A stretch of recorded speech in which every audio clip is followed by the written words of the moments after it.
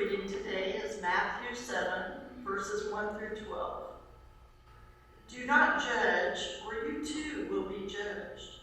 For in the same way you judge others, you will be judged, and with the measure you use, it will be measured to you.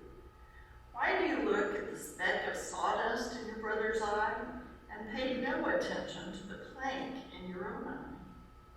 How can you say to your brother, "Let me take the speck out of your eye," when all the time there is a plank in your own eye?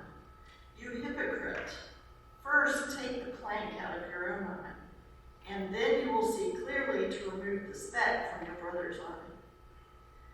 Do not give dogs what is sacred. Do not throw your pearls to pigs. If you do, they may trample them under your feet and turn and tear you to pieces. Ask, and it will be given to you. Seek, and you will find. Knock, and the door will be opened to you. For everyone who asks receives, the one who seeks finds, and to the one who knocks, the door will be opened. Which of you, if your son asks for bread, will give him a stone? Or if he asks for a fish, will give him a snake? If you then, though you are evil, know how to give good gifts to your children, how much more will your Father in heaven give good gifts to those who ask him? So in everything, do to others what you would have them do to you, for this sums up the law and the prophets. This is the word of the Lord.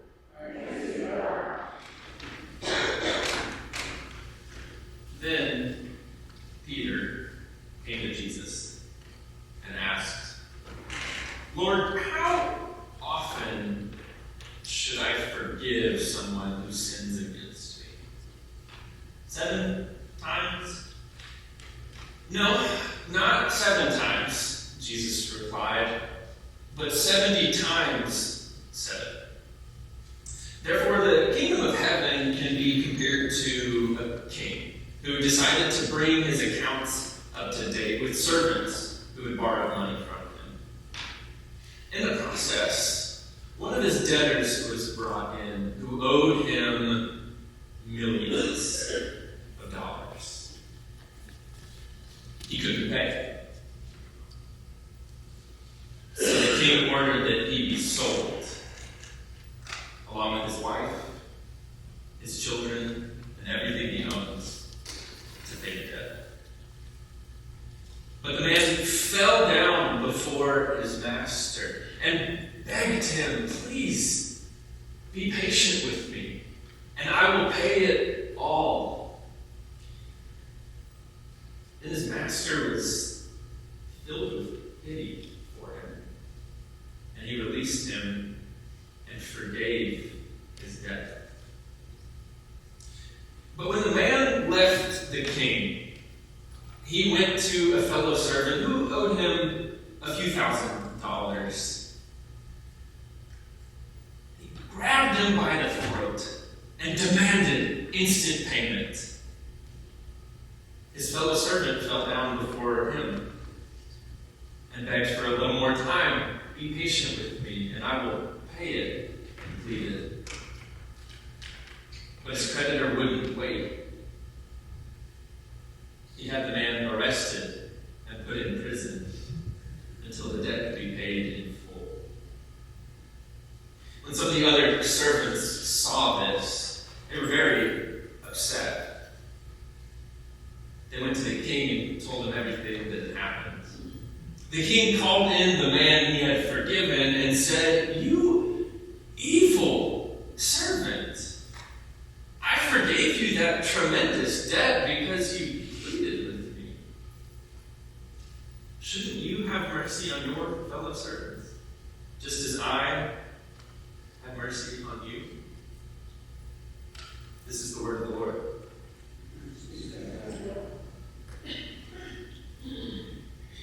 I cannot tell you how tempted I was all week to just end the sermon right there.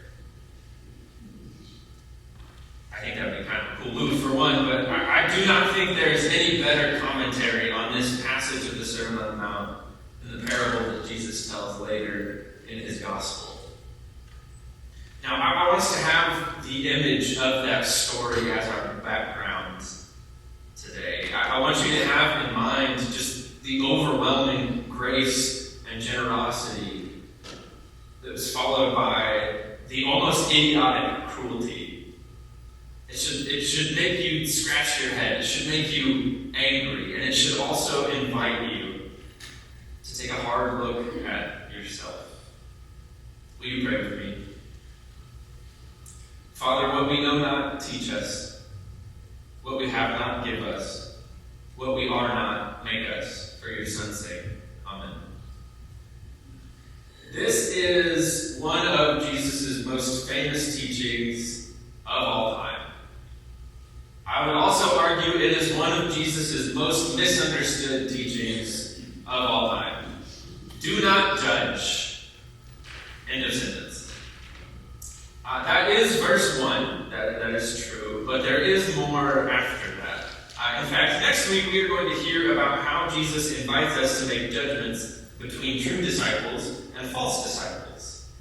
So if we take a close look at this section, we see that Jesus' warning is not that you need to never make another judgment. I mean, really, how could we? That's part of being a human being. I think Jesus says what you need to watch out for are those moments where you are being unfair in your judgments. Those moments where you are being hypercritical and hypocritical. Those moments that you are hating something in someone else that you refuse to see in yourself. Because we all know there are sins that are worse than others, right? And we all know that the absolute worst sin is the one that you struggle with and I don't. And yeah, we're all sinners, we all need grace, but at least I don't struggle with that. You know, when God made our eyes, I don't think that he thought it through particularly well. I don't know if he takes suggestions, it's probably too late, but the eye has a pretty easy time looking outward. And it's almost impossible to look inward.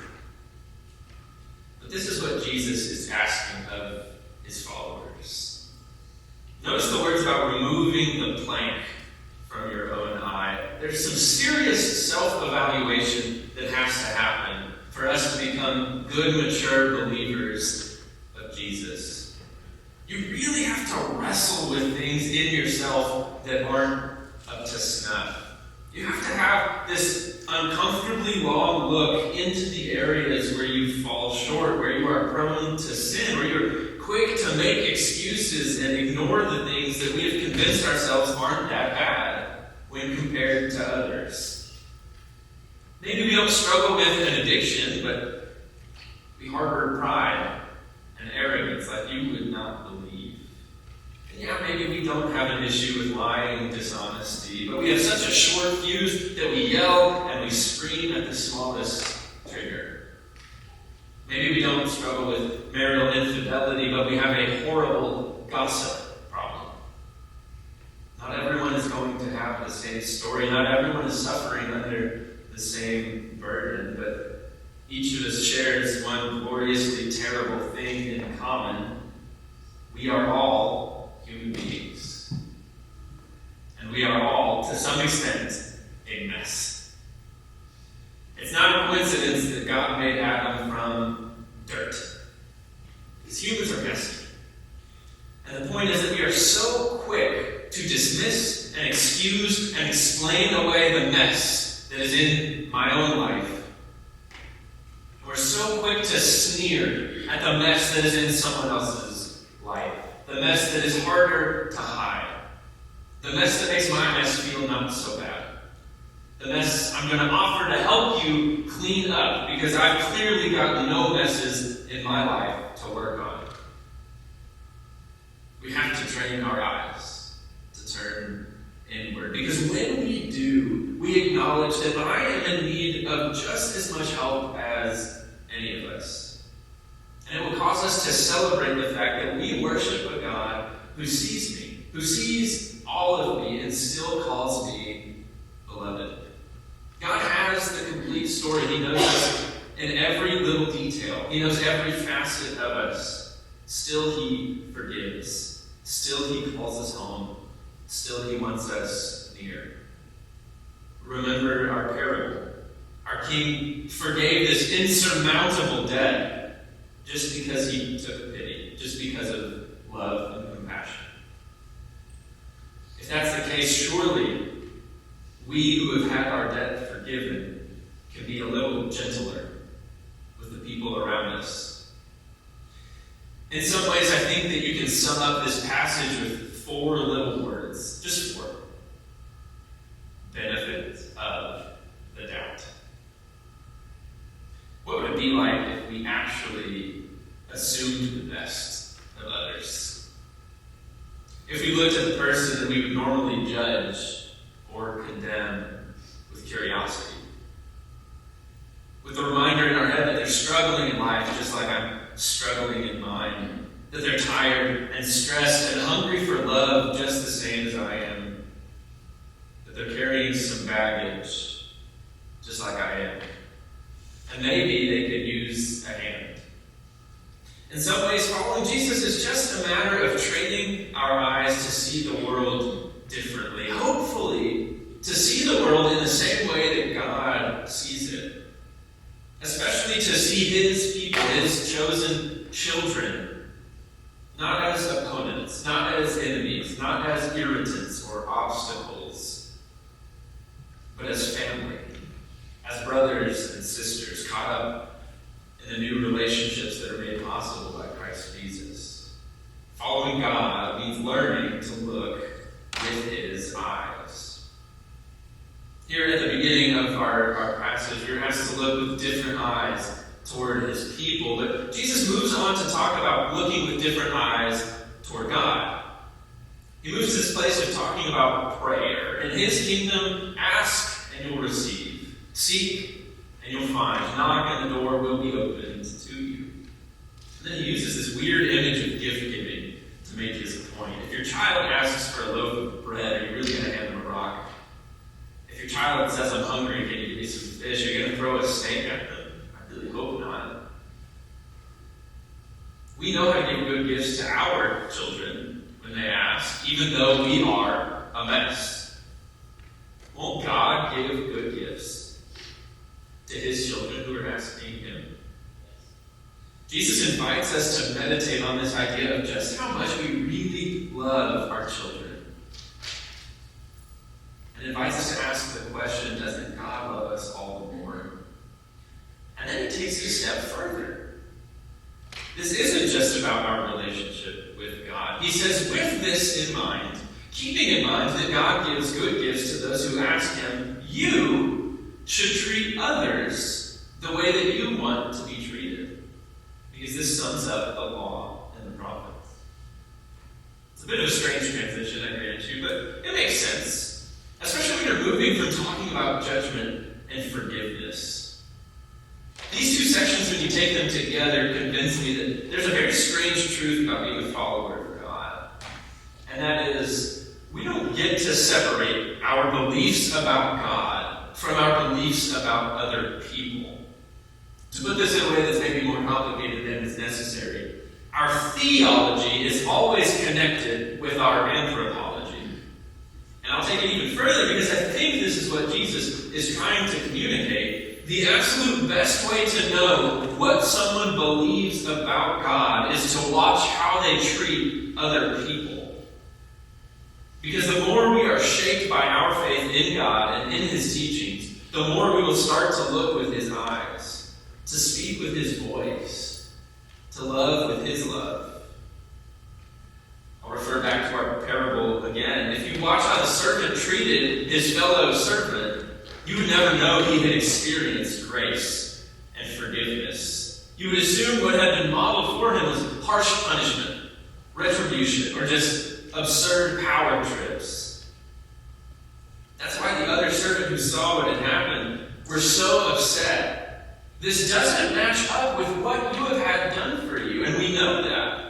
Shouldn't you show the same love that you yourself have been shown? Now that makes our lives and our faith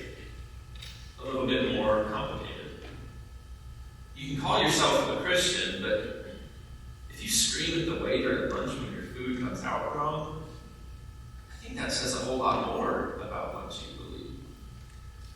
You can post Bible verses and worship songs on your social media, but if you also get into a fight in the comments with someone who's driving you crazy, people are going to see that you worship the God of arguments and always being right. Because the way that we treat people has everything to do with our faith. Jesus seems to be saying that if you are gentle and forgiving and generous with other people, it is because you have been convinced that this is God's attitude towards you. It's because you've come to believe that God has looked at you, his messy creation, and chosen to call you good. And if you aren't behaving in this way, if you're rude and argumentative and hypercritical and you lash out in anger and you're arrogant and you're completely unwilling to address any of your own shortcomings, then maybe you're not really clear on the God that you worship. Maybe there's some work that needs to happen. Maybe you haven't been fully convinced of who your God is. Maybe we haven't learned to take seriously what it means for us all to be united in the family of God. Jesus himself says it toward the end of the Gospel of Matthew. There is no difference in how you treat others versus how you treat me. Whatever you did for the least of these, that's what you did for me. Whatever you did to the least of these, that's what you did to me.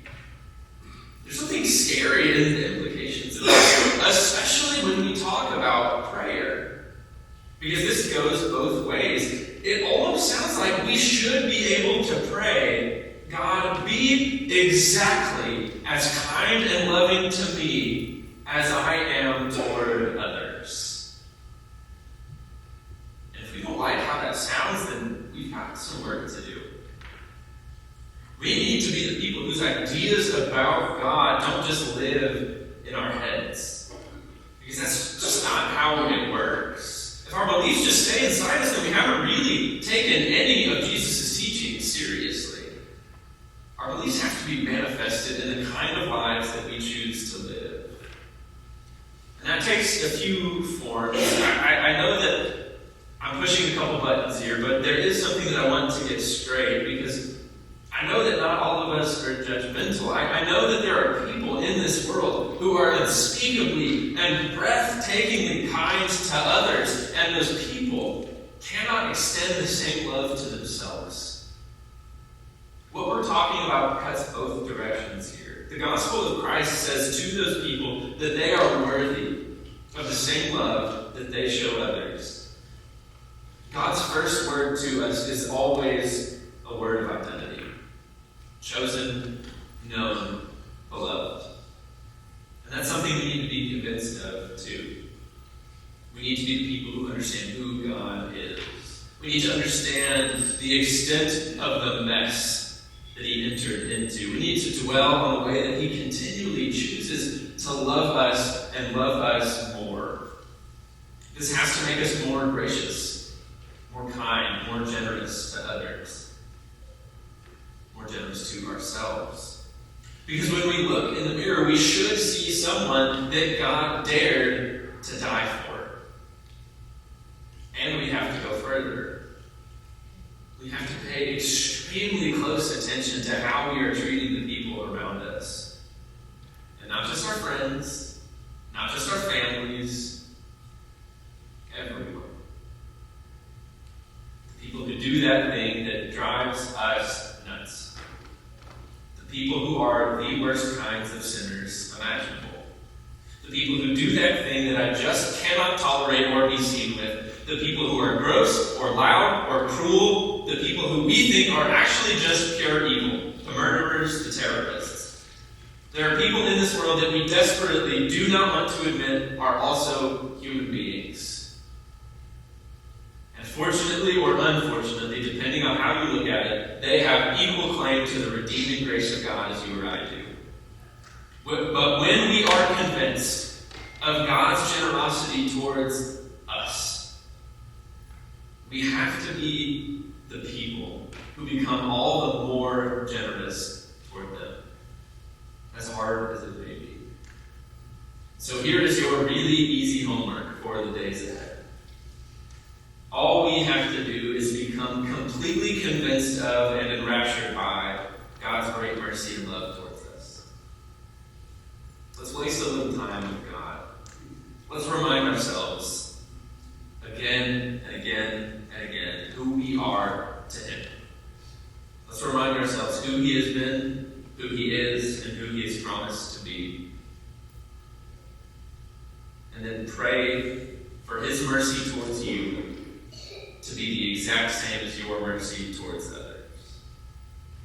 God, be as kind to me this week as I am kind to the people I encounter when I'm annoyed or stressed or running late.